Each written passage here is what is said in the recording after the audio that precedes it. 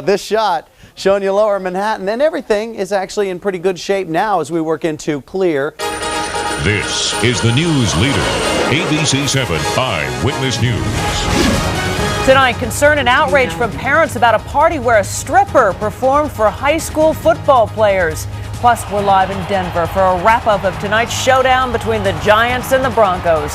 Good evening, everyone. I'm Diana Williams. And I'm Bill Ritter. Thanks for staying up. Those stories in a moment. But first, some big basketball news tonight. Very big basketball news. The best basketball player ever tonight, all but confirming he's coming back. Michael Jordan telling a group of reporters in Chicago he will play again, quote, for the love of the game. Our other big story tonight, Westchester parents packed a high school meeting this evening, voicing shock and outrage about a private party for high school football players.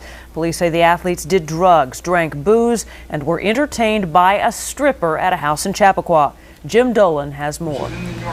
It was a packed meeting, but there was no yelling or fist pounding, just a room full of parents who were shocked and worried and wondering what to do next. And Principal Kathy Mason did not sugarcoat it, saying last week's incident was maybe most disturbing because the kids don't even seem to know what they did wrong. The frightening part of it was in dialogues informally from the moment we found out about this, our kids were not enraged by this.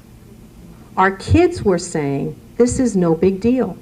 But the county prosecutor thought otherwise. According to Janine Pirro, a group of students threw a party at this house in Chappaqua and hired this stripper to entertain.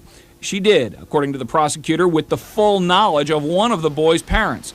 Some members of the football team organized the party, but it apparently wasn't just athletes who attended. There were young women as well as young men. There were athletes and non-athletes. There were identified class leaders and young students here who have not assumed those positions. But if kids weren't outraged, parents here say they were. I think that some parents aren't equipped to know how to handle things, but I think that no one that I know would blow it off as no big deal. The Board of Education will meet tomorrow and take 3 steps, including direct education of the students, community service by the students, and a written apology from each of the students involved in the party.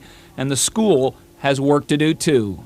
We've got to instill in them not a morals curriculum, a basic moral compass is the word I used, about what is decent and what is not. In Chappaqua, Jim Dolan, ABC 7 Eyewitness News. You saw it here tonight, kicked off another season of Monday Night Football. The Super Bowl New York Giants, who didn't look so super tonight, took on the Denver Broncos. Scott Clark sort of predicted it with his predicted ball earlier tonight. It was not pretty. Scott's in Denver for us tonight. They're pretty close, but I'll tell you what, folks, it was pretty entertaining, though, to kick off Monday Night Football, I thought. But the Giants did fall short in their season opener here at Invesco Field. But we got to do weather. Sam's here. We figured we'd put him to work.